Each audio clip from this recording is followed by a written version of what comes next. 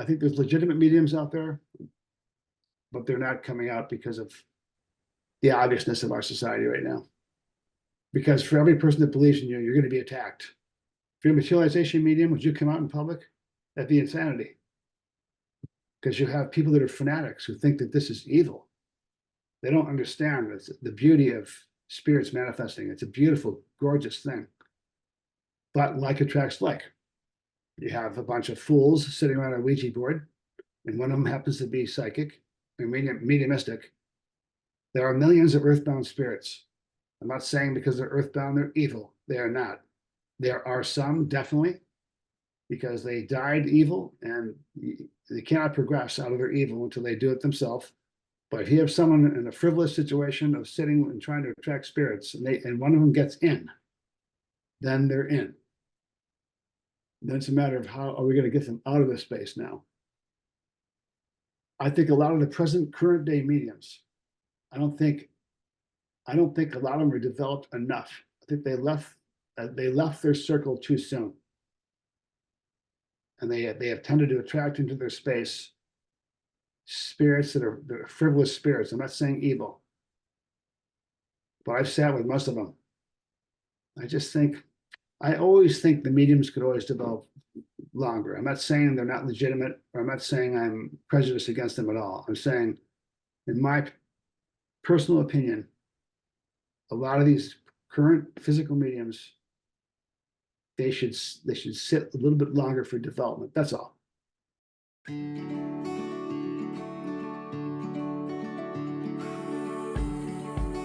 Welcome to Soul Explorers with your hosts, Gary Langley and Sally Taylor.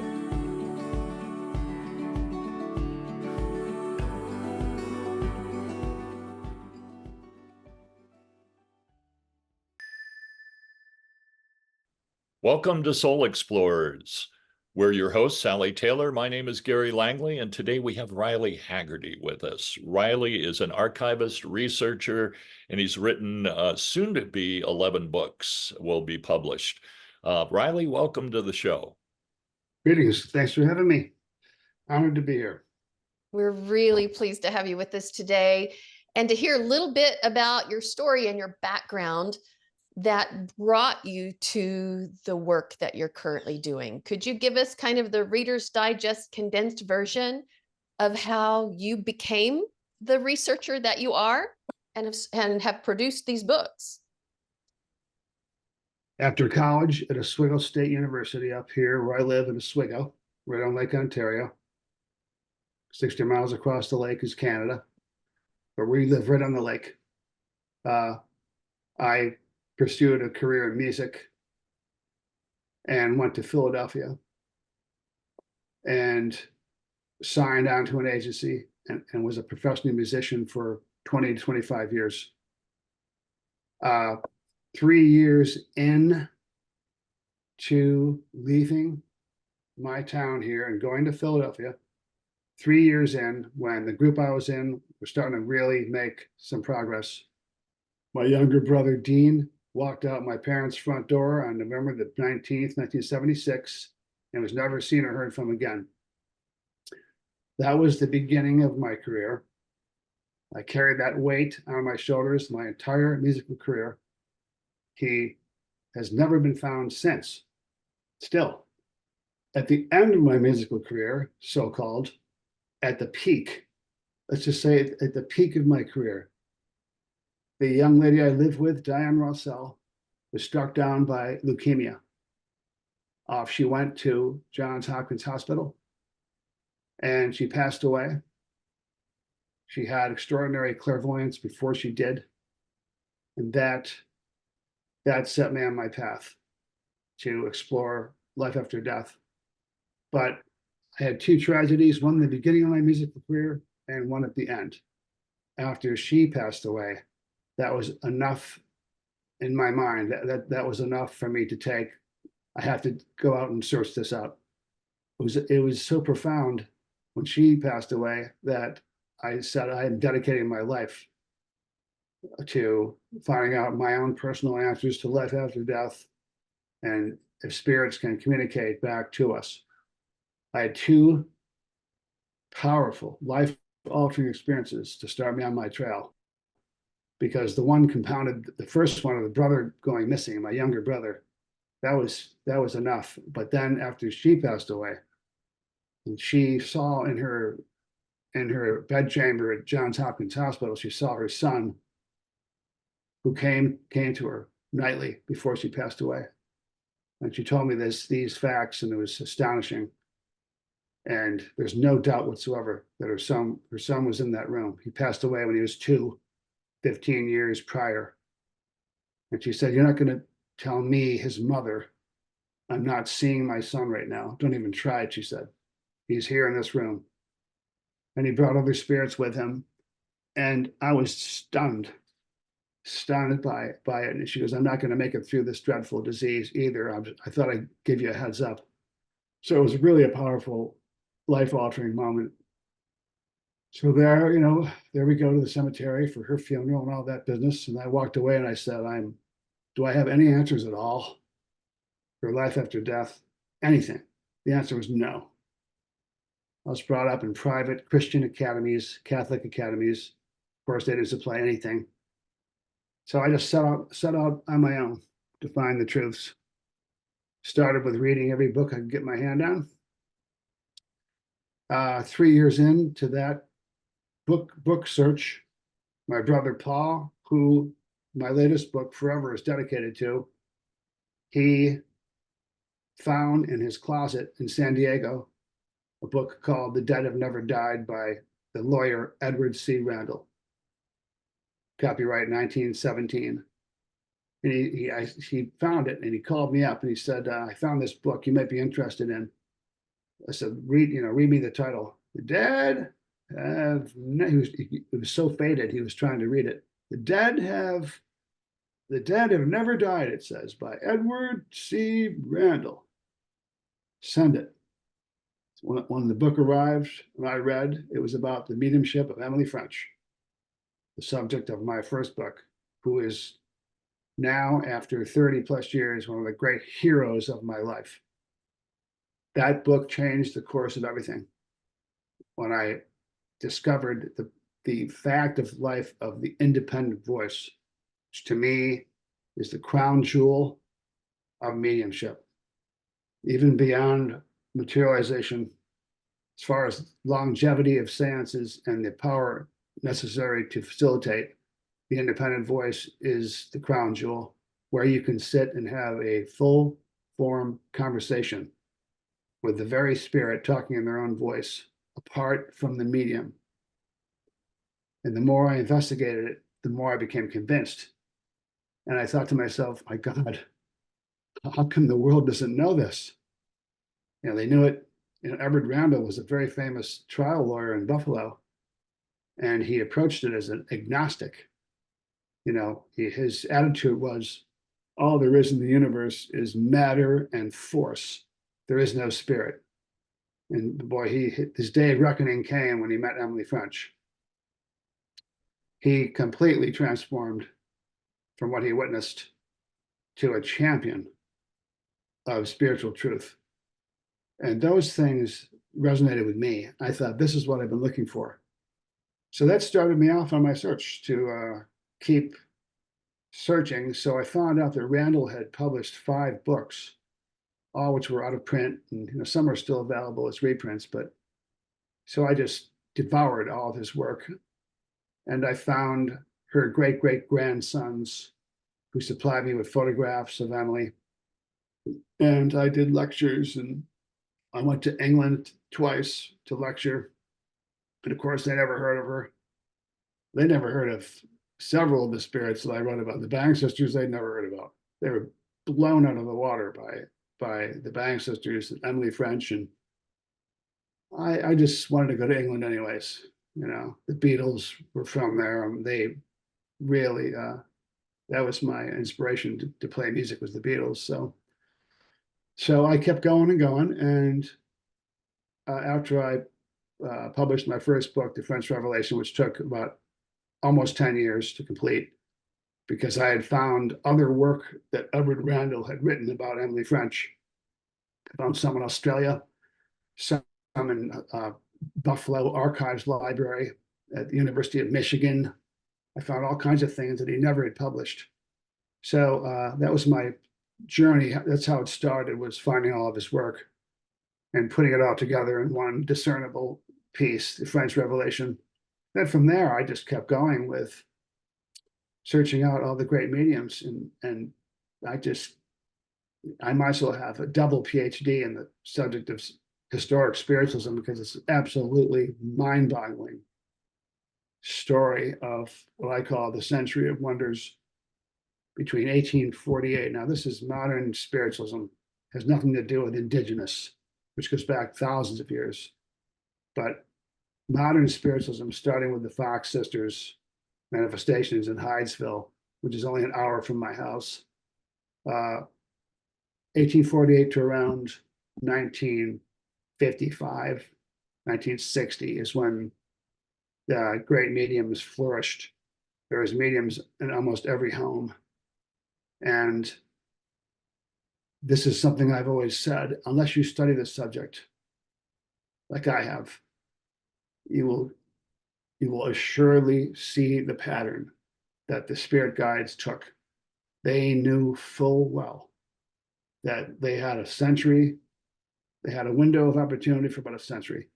And then materialism was going to step in, massive greed, distractions, internet, social media. They knew it all. They knew all of it was coming. They already knew. So back then, in the heyday of spiritualism, that century, there was sacred spiritual, the spiritual event of the week was the family sitting to develop the mediums. And it was a very spiritual thing. It's like people now, go out to dinner on a Friday night. That wasn't the case for thousands of families. They would have their seances. That would be the sacred moment of the week. And then it was a very holy event. And then luckily, some of them documented what they witnessed. Then, of course, some of the great scientific minds of the world approached the subject as skeptics, and they took it upon themselves, like Alfred Russel Wallace, the co-discoverer of evolution, Sir William Crookes, Sir William Barrett, Sir Oliver Lodge, Arthur Conan Doyle, and a host of others approached the subject as skeptics.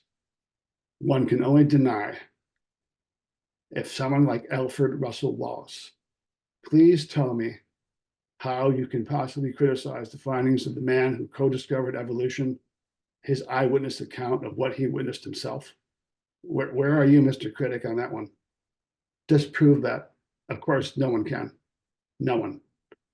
And these heavyweights added to the great truth of spiritualism. Even though the word spiritualism puts a lot of people off, it still does.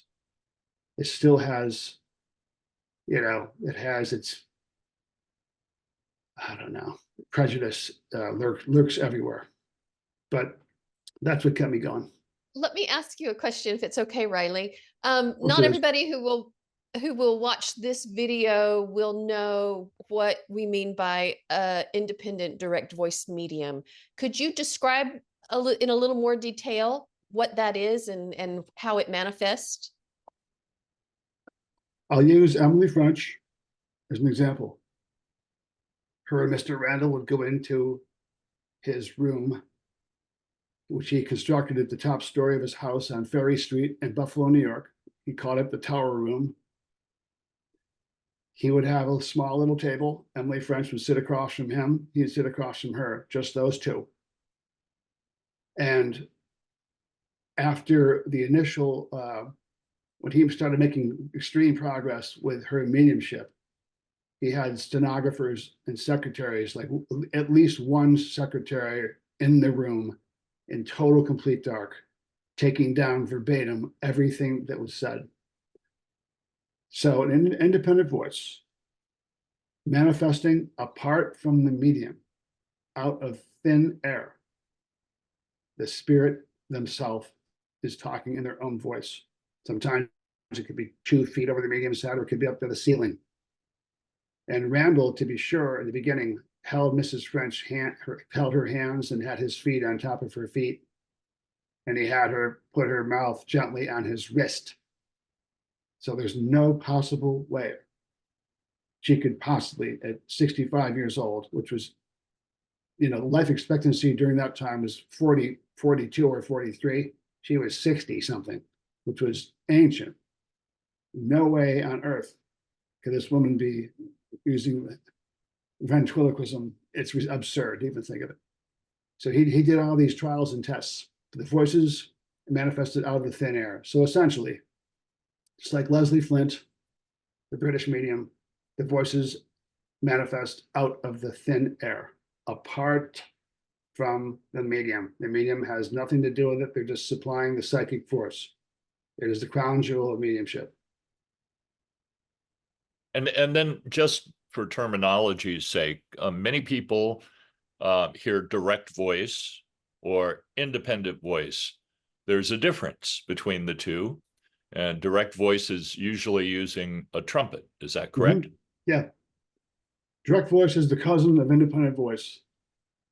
It's a funny little thing because it's difficult to explain to people, but direct voice is essentially independent voice that's with aids, like the trumpet, which is a light aluminum megaphone that the spirits utilize to amplify the voices, or even use the trumpet as a little cabinet to condense the energy.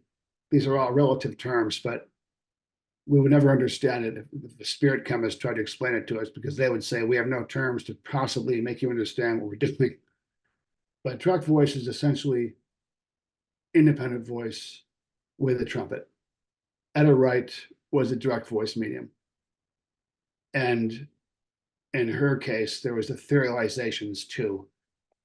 It'd be looking, you'd see spirits manifest in her seances, but they're translucent, you could see right through them. But they would be there in the room, you could see, it'd be like looking at a negative of a photograph. But because she used the trumpet and the spirits utilized it exclusively, in her energy field, they had to utilize the trumpet. And that's just the way it is with her, inscrutable to our understanding, but they had to utilize that for her and several other mediums. But in the case of independent voice, there's no trumpet needed.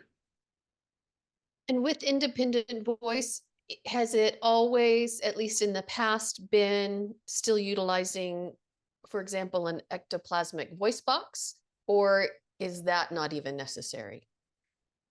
The ectoplasmic voice box, to me, that was not a suitable explanation, because it just sounded, even when I first heard it, it's like, what, a box? What do you mean, a voice box? What I've learned is that a spirit is brought into the energy field of the medium and the sitters, because the spirits are in a higher frequency. The earth vibrations are a lower frequency.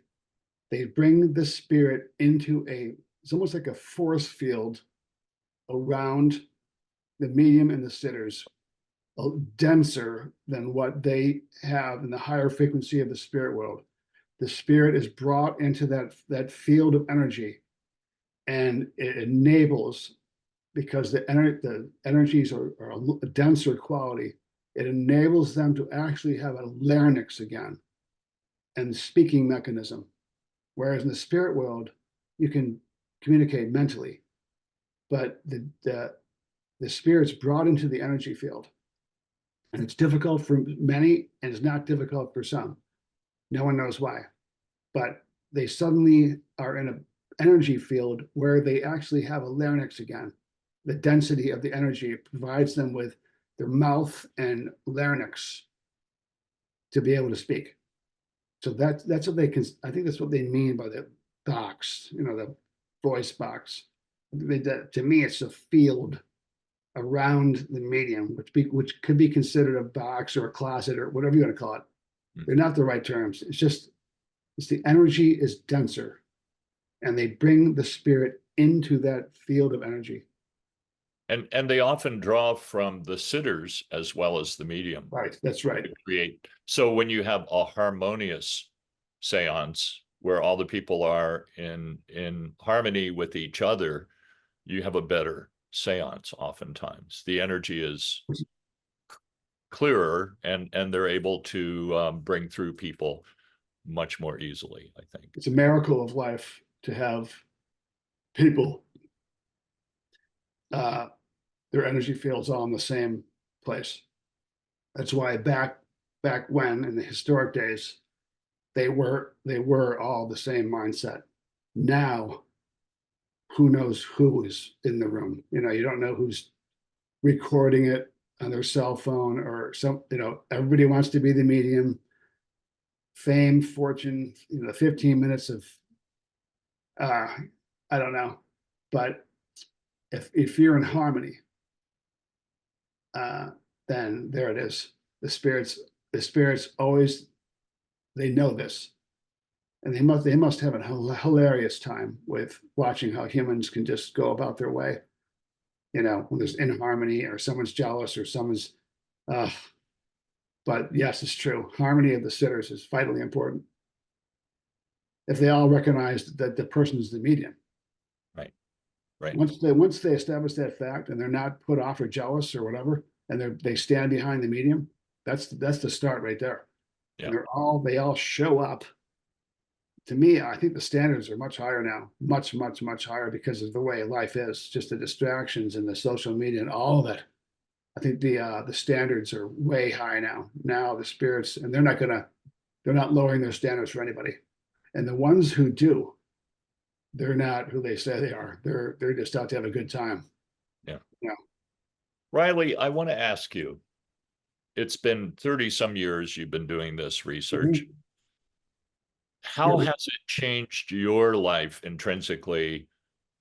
I mean, your daily state of being, how has that transformed as you've learned more and more of this knowledge? It's almost like enlightenment.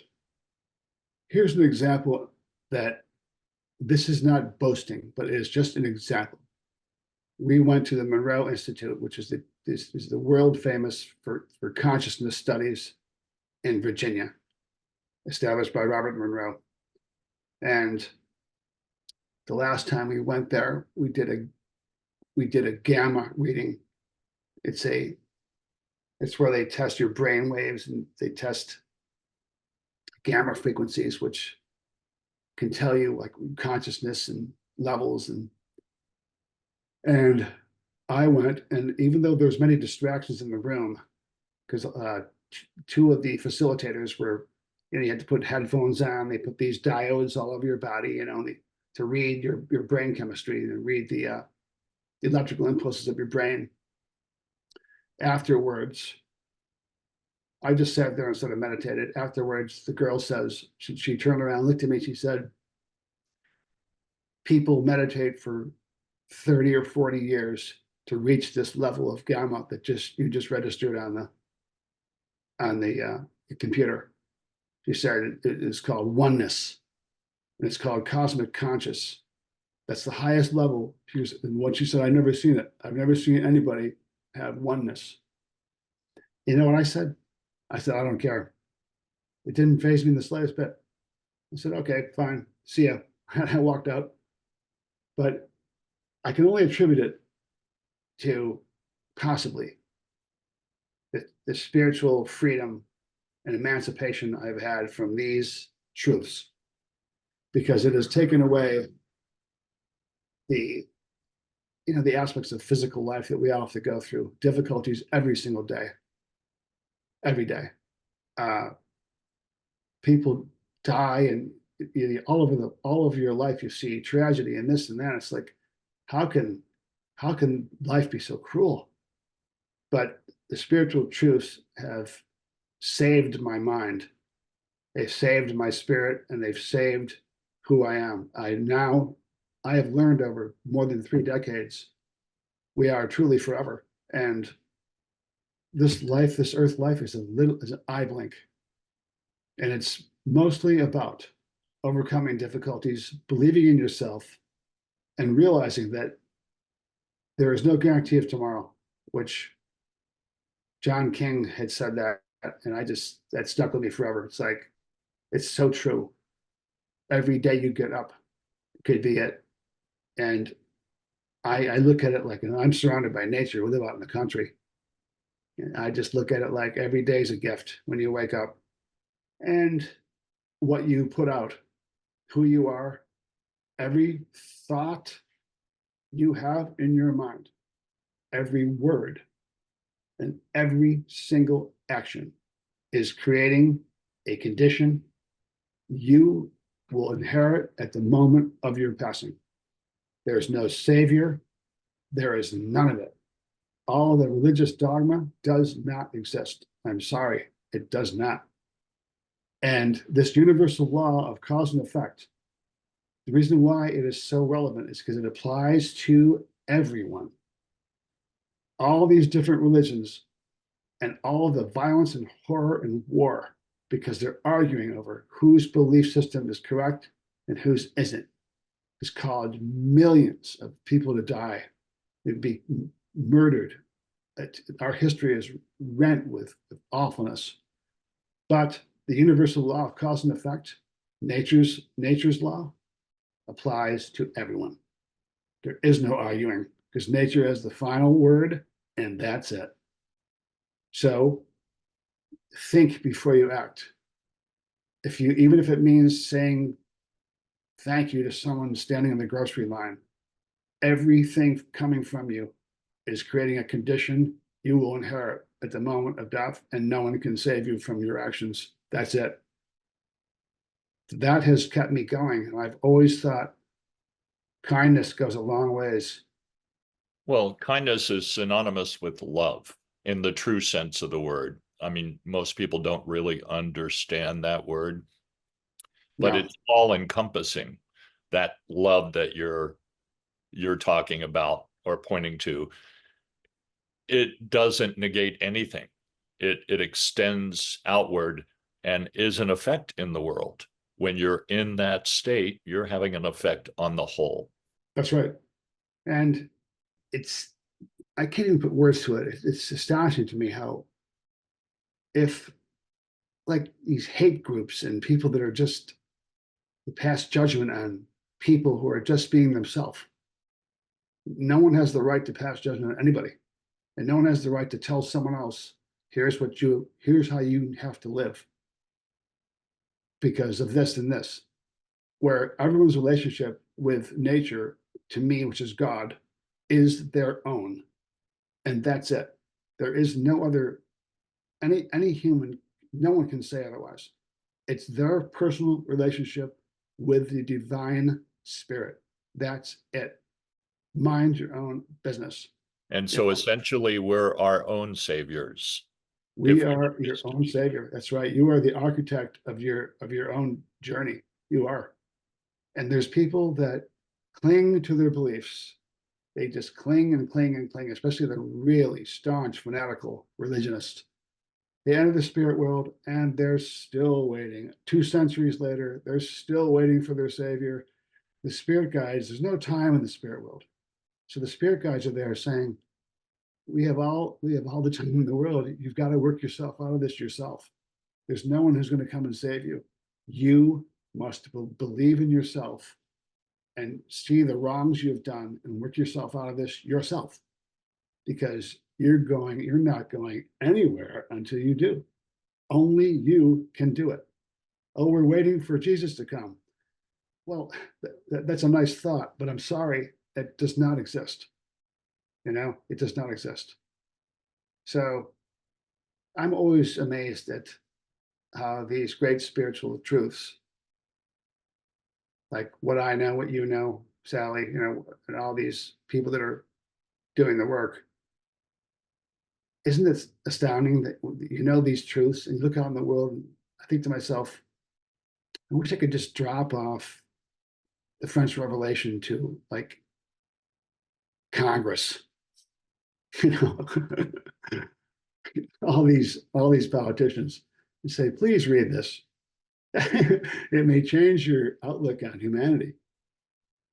And I was thinking recently was watching the Olympics. The Olympics is where everyone's together all over the world. And I was telling Carol, and I said, wouldn't it be nice if all worldly issues could just be solved by a soccer game. You know what I'm saying? Or skating, swimming, pole vaulting. It wouldn't be nice if we could just settle issues and then shake hands and then everybody goes back to their countries. You know, wouldn't it be nice to settle issues that way instead of war? So let me ask you one more question then.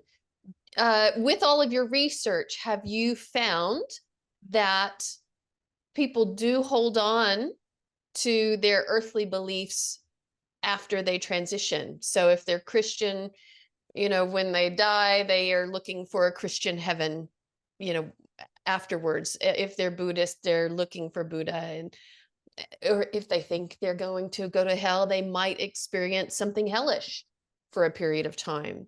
What has your research kind of taught you about what people experience as they transition? Well, it's true. They experience those things. You know, they see like a lot of the near death experience people. They die, you know, they flatline on the operating table. They die. It should be called the death experience, not the near death. They die. A lot of them are DEAD, dead, for a short period of time or a long period of time. Anyways, they usually see a spirit guide. And many of them, we've watched, Carolyn and I watch them all the time, near death stuff, and they think it's Jesus. I'm not saying it's not, but and that other people will see a spirit guide that's relative to their religion. That's fine. There's nothing wrong with that. As far as the massive belief in a certain dogma, there is a consensus reality which exists in the spirit world. Thousands and thousands and thousands of people who are still waiting for their savior will gravitate towards the same reality. And like I said earlier, there's no time in the spirit world. And they have to get themselves out of their own situation and realize that they don't need a savior. They're fine just as they are, even with their mistakes. Like a lot of the Christians, especially, I'm going to scream at them. You haven't done anything wrong. You're not guilty of anything. There's nothing to fear. What is it that keeps you so in fear and so worried about hell? Well, you know, like you just said, hell could be a hellish place that they created for themselves. Someone could create a heavenly-ish place for themselves. That's just two adjectives, heaven, hell. There's no definitive heaven. There's no definitive hell. There's just a land of forever that none of us really know how to describe. Even the highest level spirits don't know what it is. They don't know what God is. They don't know what the divine essence really is. They do not know, because it's impossible to describe. You know, how do you describe how nature works? How a butterfly in a chrysalis suddenly transforms and flies off? You can't put any words to it. It's so wondrous that, but consensus realities exist. If people put themselves in a flaming hell, then that's the literal condition of fire and flames or whatever they created for themselves. There's no literal anything. You know what I'm saying? Did I answer your question or?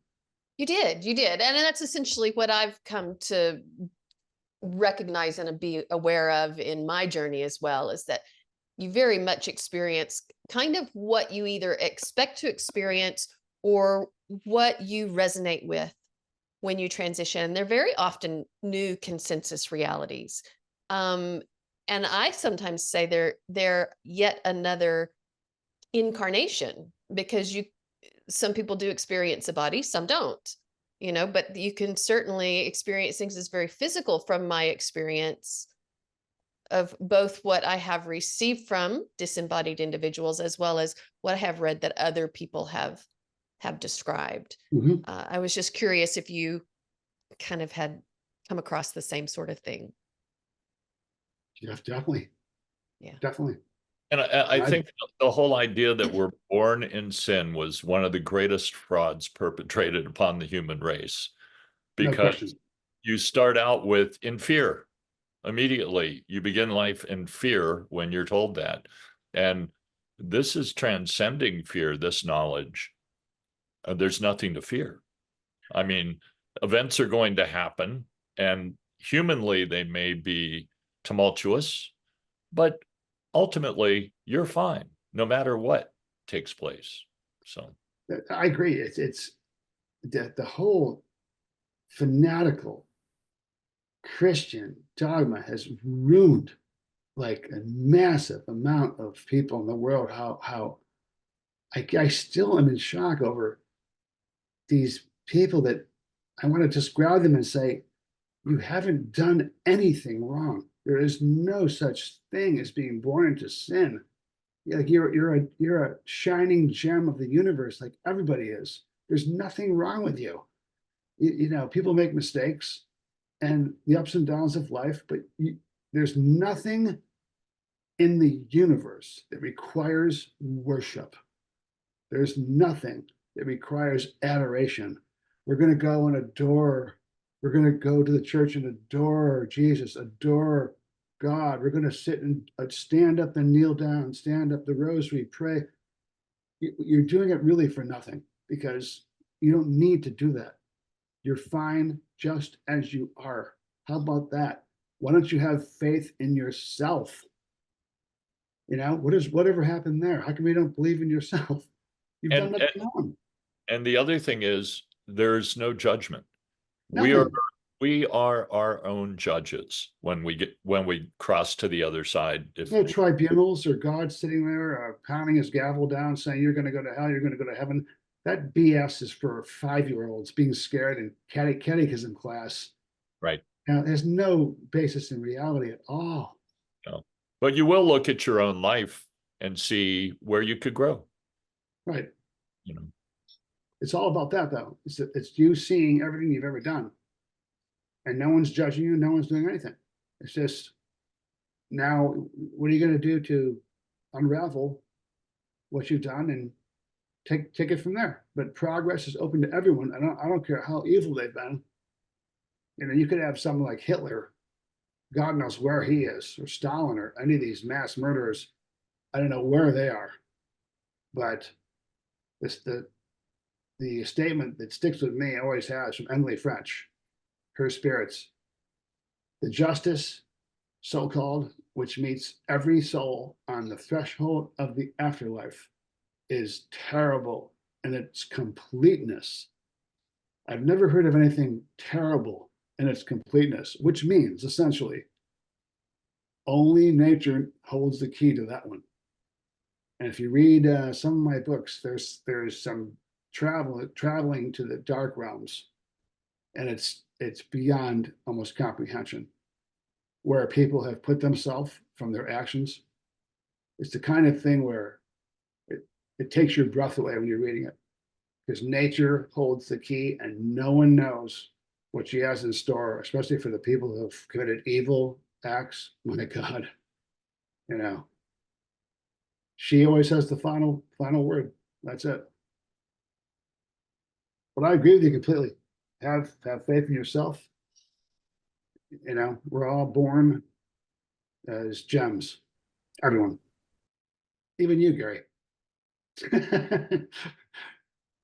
So tell us a little bit about the book that you are currently working on to bring to print, hopefully this next year. Can you give us a little bit of information about what that's going to focus on and how soon people can be looking to find it? With the exception of my first book, The French Revelation, and I think it was my 7th, called The Hereafter. The majority of my books have dealt with the physical phenomena and the manifestations attending the greatest mediums, the eyewitness accounts of mind-staggering things, you know, materialization and, you know, independent voice and just incredible mind-boggling things. The first book, The French Revelation, had to deal with the independent voice, but it was a teaching book filled with teachings because the lawyer, Edward Randall, had the wherewithal to sit back and ask the spirits which gravitated towards their circle all of these questions about everything, all kinds of subjects. And in the hereafter, it was the same kind of thing. There's statements about the afterlife, which I've always been interested in. You know, what happened in the moment you died, and what did you see? And that book's filled with that. But this latest book called Forever is right back to, it's like a cousin of the French Revelation. It's just specifically teachings that have come from spirits saying, here's this lesson in this subject. Here's these teachings. And I have a library of about 500 rare books collected over all these years. So I've been going through them. And I thought, wouldn't it be nice to have a book of, just like the French Revelation, a book of teachings, not phenomena, but teachings. And that's what I'm doing. I'm going through, culling from each book the teachings. And that the Forever is all that. It's all teachings. And the last chapter is my own personal out-of-body experience at the Monroe Institute, which will knock your head off when you read it, because that the teachings I found out from that, similar to the ayahuasca experience written up in chapter 2 of the Hereafter. Ayahuasca, which of course is the most powerful and revered shamanic admixture in the world. It's called the vine of death. You literally, if it's powerful enough, you pretty much die, and you go off to the spirit world. So it's a teaching book, and I've already started the Forever Volume 2, which will take up where I left off. I've already started writing the introduction already. And then after that, I already have in mind that I'm going to do a book, I think, called The Ghost of Green Mountain, which is the Eddy brothers mediums, the powerful physical mediums. The whole family was mediums, circa 1874, the Eddy brothers. It's absolutely mind-staggering story of these mediums. They're illiterate farmers, but they were born already fully developed physical mediums. No circle development, none of that. Manifestations were attending these mediums in their cradles. Can you imagine that? That's how powerful these people were. It was spirits manifesting by their cradles. Fantastic. And I love that, because that's really always what I'm looking for.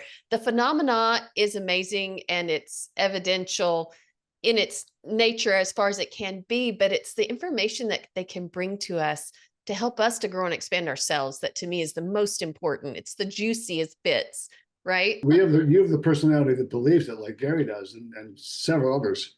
You have to have that personality that believes it, because if you don't believe it, then it won't affect your life. Right. You can lead a horse to water, right? But you can't make him drink. That's exactly right. But I have a quick question for you about mediumship and where you think it's going, because it seems, just from my perception, that there are not as many physical mediums now as there were during this heyday era in the US and Europe, potentially around the world. But most of my knowledge is around United States and European mediumship. Why do you think we don't have as many developing physical mediums anymore?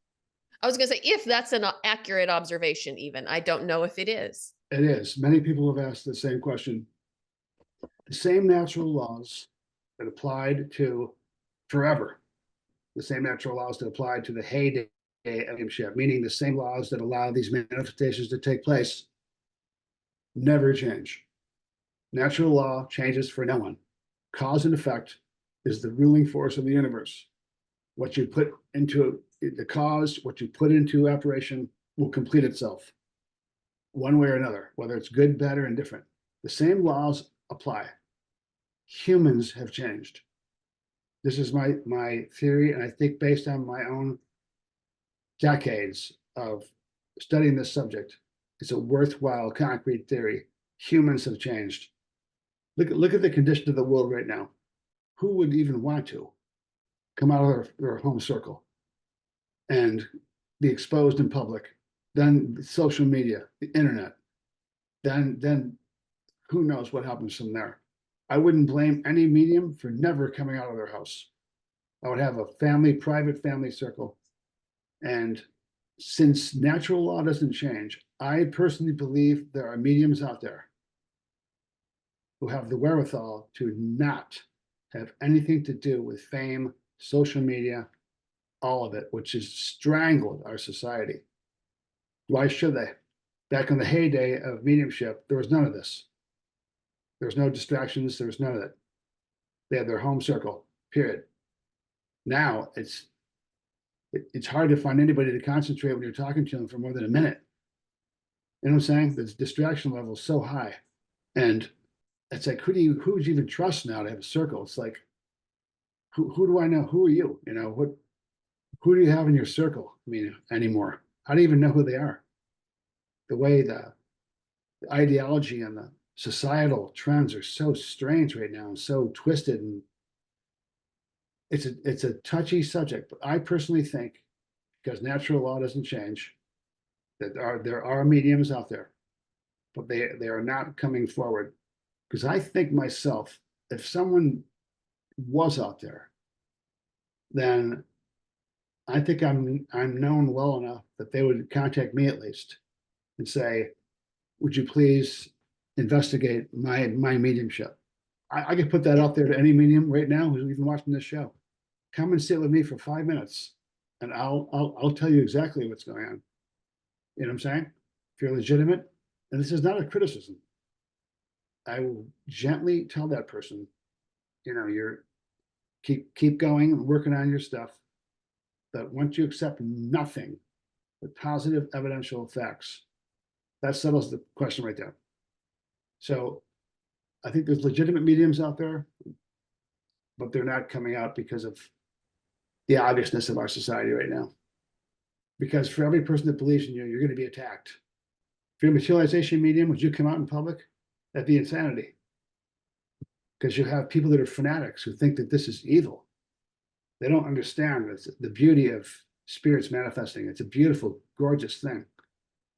But like attracts like.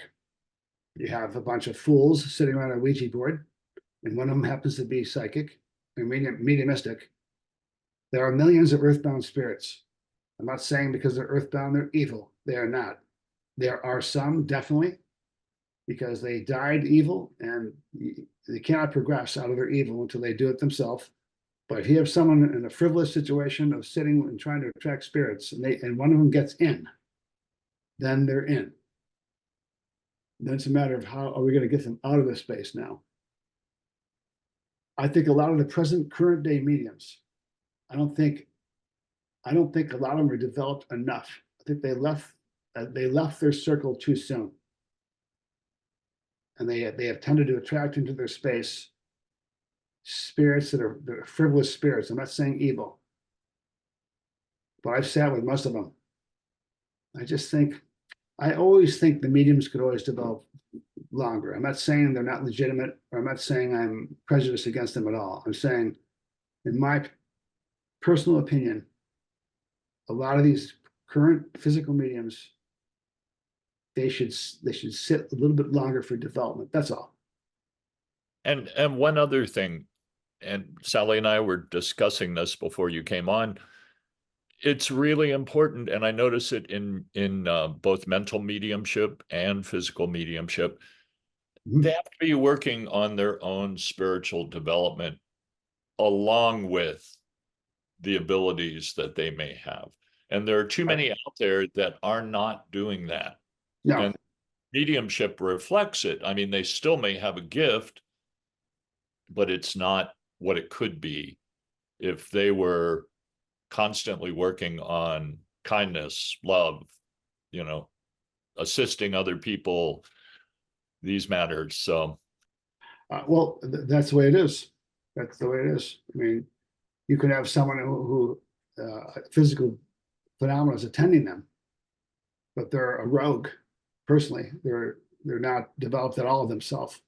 yeah. So therefore, like attracts like. See, and they, you know, I think a lot of people want to get out there. They want to be known. They want to make some money, and I understand that. Okay, fine, but you've attracted into your space people that are like you. And if you're not, like you just said, if you're not developed personally yourself, then just because a spirit's manifesting, that could be trouble, you know. Because once they're in your space, I don't know, man, it is difficult to get rid of them. But I agree, develop yourself personally, And surround yourself with a circle of people that are just as loyal to the cause. It's almost like it's a sacred thing of life. And then you'll have incredible manifestations if you do that. Mhm. And I think that's what's happened. I just think the breakdown of the home circle is just where it starts, and social media and these societal trends have a lot to do with it. Yeah, I don't think culturally we are set up to develop physical mediums anymore, in that they're not recognized at young ages like perhaps they were, during the heyday of spiritualism. A lot of times, and I've had this discussion a couple of times recently, if somebody's having some manifestation, poltergeist type activities in their house, they don't necessarily know that's because they've got a physical developing medium, young person probably, that's also there. And so they end up, being afraid. They end up being institutionalized. We don't treat them with the support that they need to even begin to develop. I think the information's just not out there. In the early days of spiritualism, a lot of young mediums were consigned to the insane asylum because their parents were religious fanatics. But just as many young mediums were surrounded with love by their parents, and they developed, and they became incredible mediums. But one of my wife's favorite statements is, we haven't developed as a species. If you look out in the world, it's like we're not developing as a species the way we should be. Yeah. And I think that adds to it a lot, that we're not seeing these mediums out there. But you know what? The fact that we don't see them doesn't mean they don't exist, because you could have a medium who is a good person, who is highly developed, and who is surrounded by a loving, dedicated circle that want nothing to do with, going outside that front door. Once you're out that door, then all hell can break loose. People want a part of you. They want to, I wouldn't blame anybody for not wanting to go outside the privacy of their own circle. Do you have any suggestions for people who want to develop then?